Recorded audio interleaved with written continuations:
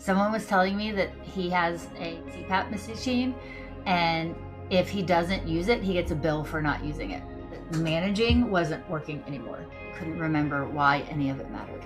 So focused on keeping everything going that I had quietly stopped living, invisible any longer. Hey Liberator, welcome back. If you were here for episode 1, thank you for coming back. And if this is your first time finding us, I'm so glad you're here. Either way, you're exactly in the right place.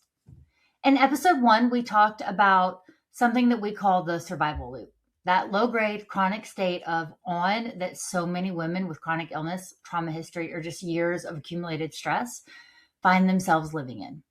We talked about the HPA axis, cortisol dysregulation, and why pushing through, as noble as it feels, is actually making things worse, not better.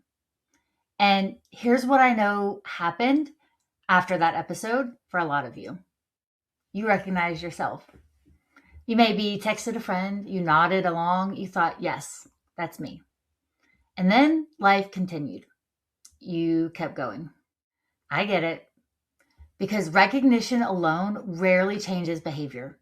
Knowing something is happening in your body doesn't automatically tell you why it matters enough to stop and to do something about it, especially when you've gotten really good at functioning through it. So today, that's what we're going to talk about. We're going to talk about the hidden cost, the price you're paying right now, today, for staying in survival mode. The toll it's taking on your body, your relationships, your sense of self, and your future. Not to scare you, not to shame you, but because I believe that when we truly understand what this is costing, the decision to change it becomes less of a luxury and more of a necessity. So let's get into it. I want to try something with you. I want you to imagine that every day you spend in survival mode, you receive a bill. Someone was telling me that he has a CPAP machine, and if he doesn't use it, he gets a bill for not using it. So same concept. So this may be something that you resonate with.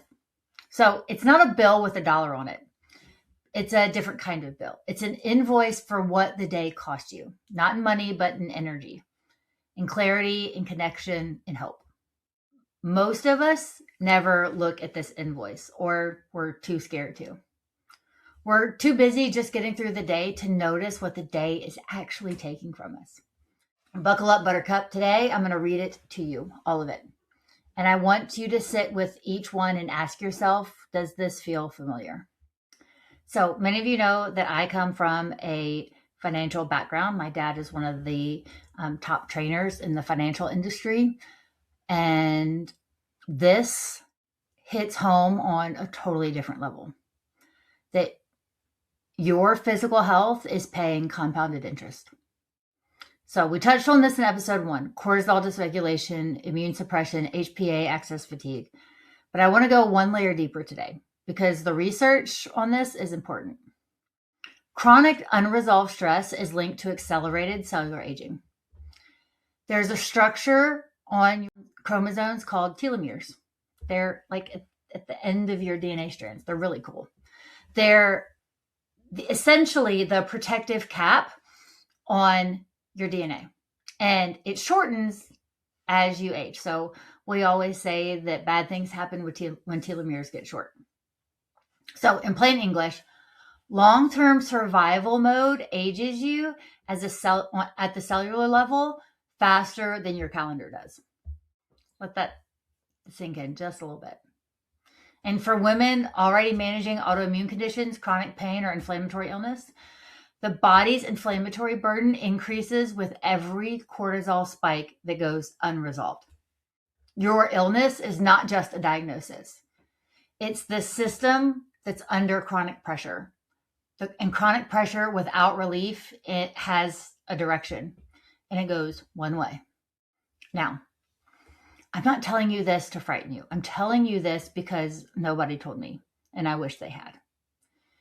Because the years I spent managing my lupus while ignoring my nervous system had a cost that I didn't see until much later. there's a cost to relationships that are running on fumes. So here's something that doesn't get talked about enough in chronic illness in the healing space. Survival mode just doesn't affect you. It ripples outward into every relationship that you have. When your nervous system is in chronic low-grade threat response, your capacity for genuine connection narrows. Not because you don't love people in your life, but because genuine connection requires a regulated nervous system.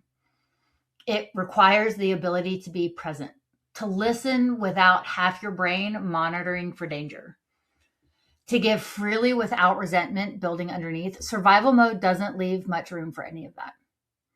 So what happens? You become the version of yourself that performs connection. You show up at dinners, but you don't really want to be there. You answer, I'm fine, because explaining the truth feels like too much. Like, we really don't like to complain. We pull back from friendships slowly, not dramatically, just quietly, until the circle gets smaller and the loneliness gets louder. And then you wonder why you feel so alone when you're surrounded by people. Survival mode doesn't make you cold. It makes you chronically unavailable, even to the people that you love most. I've been there. I remember sitting at my own dinner table feeling like I was watching the conversation happen from behind the glass, present in body, somewhere else entirely in spirit, and not knowing how to get back. Your identity can quietly shrink. This one's subtle. And because it's subtle, it's one of the most dangerous costs on the invoice. When you're in survival mode for a long time, you stop doing the things that make you.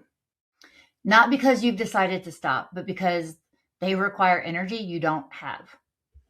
The creative project gets shelved. The friendships that you meant to nurture get quiet. The dreams you used to talk about with excitement start feeling embarrassing to even mention because you can't imagine ever having the capacity to pursue them. And slowly, without a single dramatic moment, you become a smaller version of yourself. This one has cost me a lot. A more functional version, yes. A more manageable version, yes, but smaller. And one day, I hate talking about this one because it costs so much. And facing it was very hard. And it happens to so many women that I work with. You look in the mirror and you quite don't recognize who's looking back at you because the woman looking back has been so busy surviving, she forgot to live. John 10:10 tells us, I have come that they may have life and have life to the full. I miss the Annah Kate that was all out, 100%, burning the candle at both ends and in the middle. I am not that person. You've heard me say it before. I have limitations, but I'm not limited. Not wanting to live a half life, not a managed life, not a life where you're just getting through, but a full life. That is what's promised. And I don't think it's dramatic or naive to say you deserve to actually live it. Something else on your invoice. Your joy is rationed. Chronic stress suppresses dopamine and serotonin, the neurotransmitters that your brain uses to experience pleasure, motivation, or reward. This is not a character flaw. This is neurochemistry. When you've been in survival mode for an extended amount of time, your brain literally becomes less capable of generating feelings of joy, excitement, or anticipation that make life feel like it's worth living. Things that used to bring you pleasure start feeling flat. Hobbies feel like chores. Good news doesn't fully land. And you should feel happy. You have so much to be grateful for. And you tell yourself, but I just don't feel, it doesn't come as easy as it used to. And because we live in a culture that says happiness is a choice and gratitude is a cure for everything, we internalize this as yet another personal failure. We're not grateful enough, not positive enough, not trying hard enough to feel good. When in reality, your brain's joy-making machinery has just been running on low-grade emergency power for as long as it has been genuinely depleted. This is why I say what I say so often on this show is you're not broken, you are biochemically exhausted. And those are very, very different things with very, very different solutions. I want to tell you something that I don't talk about all the time. There was a moment, a very specific moment, when I realized that managing wasn't working anymore. Lupus is a disease of management. But on this day, there wasn't a dramatic collapse. It wasn't a hospitalization or a crisis moment. And it's probably not a moment that anyone else would have ever noticed. It was a Tuesday, an ordinary Tuesday. And I was sitting in my car in a parking lot, and I had just run 3 errands, and I had 4 more to go. And I just stopped. I couldn't make myself get out of the car. Not because I was too tired, not because I was in pain, although both of those things in that moment were true. I couldn't get out of the car because I genuinely couldn't remember why any of it mattered. I sat there for 45 minutes staring at the steering wheel. And in that moment, I understood something for the first time. I had been so focused on keeping everything going that I had quietly stopped living. Yes, I was functioning. I was performing fine. I was managing. But I drifted so far from myself, from joy, from meaning, that I didn't even know what I was managing towards anymore. The parking lot cost me years, not because it happened, but because I almost didn't change anything. I almost just got out of the car, finished my errands, and kept going. And if I had, I don't know where I'd be today. You definitely wouldn't be listening to this. I wouldn't be talking to you. I share that moment because I know some of you have had your own parking lot moment. Maybe you're in it right now. Maybe yours looks different. Maybe it was crying in the shower or snapping at your kids, or not recognizing the person you'd become, or lying awake at 3 a.m. with math on your own life and coming up short. Math isn't mathing. Those moments are not signs that you failed. They are your body and your soul refusing to be invisible any longer. Think of them as flares trying to get your attention. They are on the invoice that is finally being delivered. And the question is not whether you've received it. The question is, are you going to pay it? Are you going to change what's creating it? That was a lot. I want to take a breath. Take a deep breath. Blow it out. Maybe take another one. Take a couple during this next couple of segments while you're listening. I know what we talked about was heavy, and I don't want to leave you sitting under the weight of it. That's not why I bring you here every week. I bring you here because I believe with everything in me that the cost we just named is not your destiny.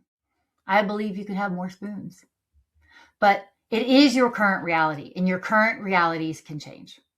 So here's what I want you to understand about turning points, because I've had mine. I've watched hundreds of women have theirs intimately in the front row of those that I've coached, and they almost all follow the same pattern. So here's where that pattern starts. The turning point requires seeing clearly before acting. We always start with acknowledgement. You cannot change what you cannot see. So in episode 1, we talked about naming the survival loop. So if you haven't done that exercise, go do that. Today was about seeing the cost of staying in it.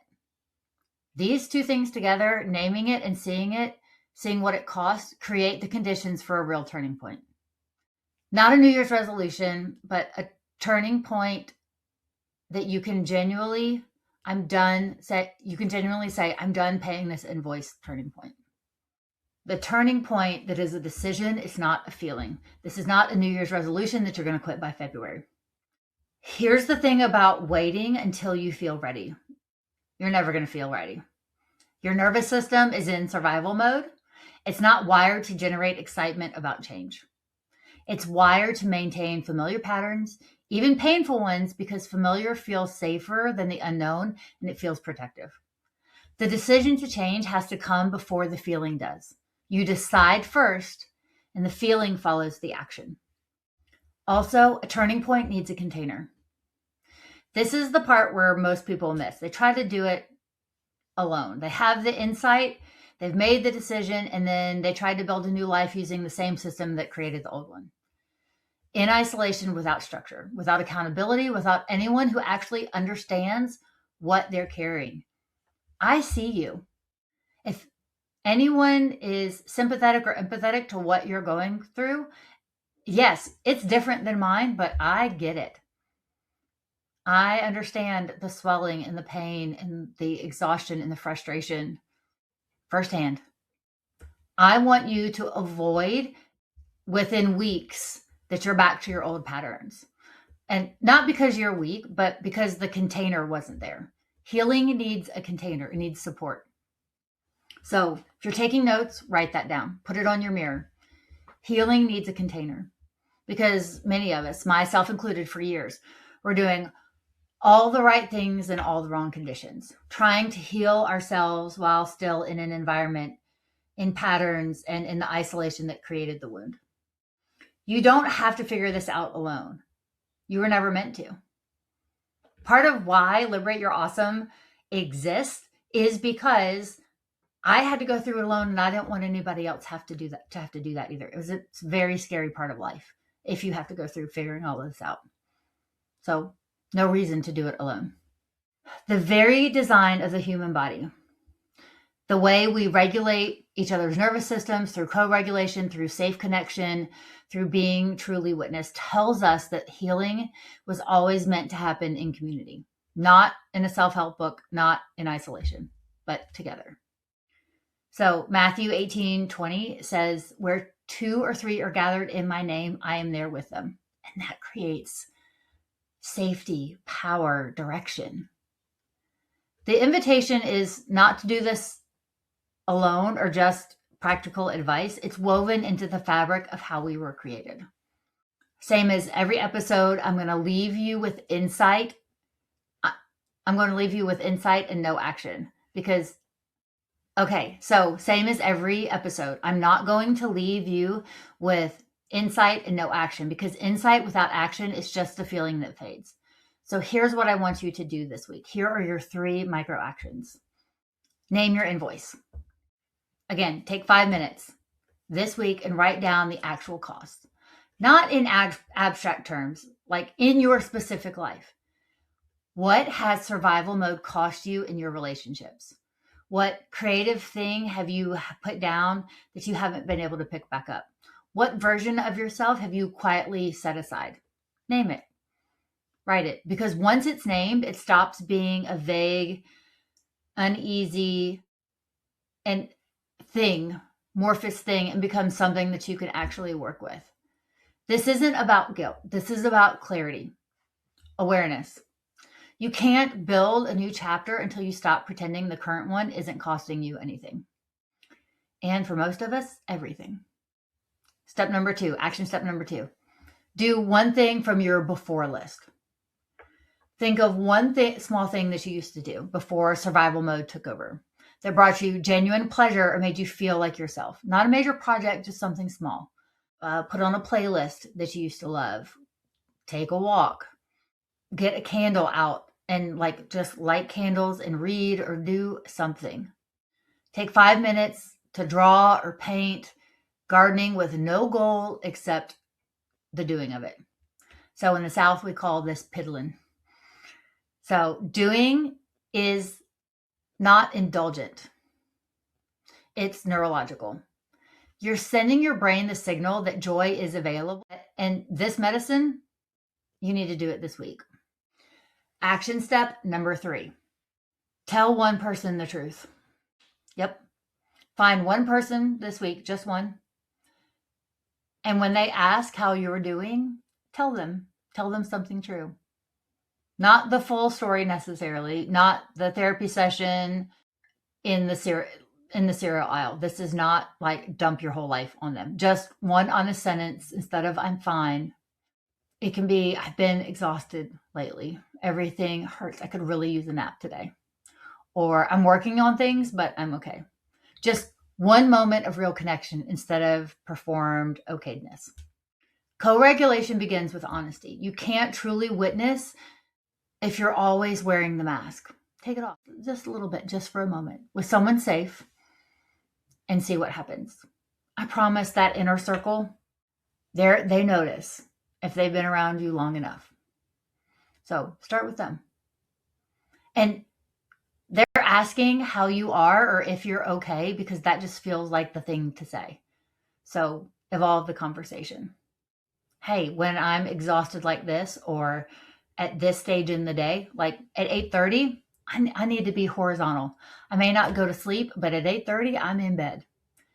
And my husband knows that as it gets closer to 8 o'clock, if we're not home, he's got to get me there. And he's not asking me to drive home or to feed the dogs or to do the dishes or do all the things that have to happen because I need to get, and my day is done and my body's going to start costing me. Here's your journal prompt for the week. Sit with this. It may take you a few minutes to answer, but if survival mode disappeared tomorrow, what would I finally allow myself to want? Don't edit the answer. Don't ask yourself whether it's realistic or responsible or whether you deserve it. Just write down what comes. Because underneath all the managing and functioning and pushing through, there's a woman with real desires, who desires to live a real life that is waiting to be lived. She deserves to be heard. Okay, Liberator, let's bring it home. Today, we looked at the invoice, the real, hidden, often ignored cost of staying in survival mode. The physical toll, the inflammation, the cellular aging, the immune suppression, the relational toll, the performing, the pulling back, the quiet loneliness, and the identity toll, the slowly shrinking version of yourself that nobody else can quite see. And last but not least, the neurological toll. The stolen joy, the flat dopamine, and the inability to feel fully alive, even when nothing is technically wrong. And when we talked about turning points, we talked about how they require clarity first, then decision, and then, critically, a container. Action and support. A structure, a community, a way forward that doesn't require you to figure everything out by yourself in the dark. You've been doing this by yourself for a very long time, and you've done an extraordinary job. But extraordinary effort inside a broken system will always produce the same result. And it's not a matter of trying harder. It's a matter of trying differently in a different container with different support. Small steps, big hope. Everything creates a ripple. 2 things before you go. First, if you haven't already, comment the word empty below this video so I know we're all on the same page. And if you haven't done the survival mode audit, I highly encourage you to download that. It's a free resource. I want to get it into your hands. It's called the survival mode audit. It's 5 minutes, self-check, and it walks you through exactly which area of the survival loop is most activated in your life right now. Save this for another time. It's specific, it's clear, and it will help you know exactly where to start. And second, I want to tell you about the 90-day breakthrough. This is my little container. There's support and nutrition and movement, and there's a community and all of the things. All of the people in this container want to move forward and have better things in their life. They want to feel better inside their own skin. So if you've been watching these episodes and thinking, I need more than just tips, I need a real plan, you're right. So the 90-day breakthrough is that plan. And you also get 6 one-on-one coaching sessions with me. No more crash courses, no more quick fixes, but it's time to step in a real step-by-step transformation. Nervous system habits, faith, mindset, and community. All of it, all together. With me and a group of women who get exactly what you're carrying. The link is below, no pressure, but if your gut says yes, and stop waiting for a better time. There isn't one. The best time to start healing was 10 years ago, and the second best time is right now. You're building your body 10 years from now. So thank you for being here. Thank you for listening, and thank you for taking the courage to actually look instead of just scrolling past. Share this episode with someone you love who needs their own invoice. Not to burden them, but because seeing it clearly is the first step towards something better. So you know the deal. Like, subscribe, leave a comment. Tell me which cost on the invoice hits closest to home. I read every single comment and I want to know. So, and as always, go out and liberate your awesome.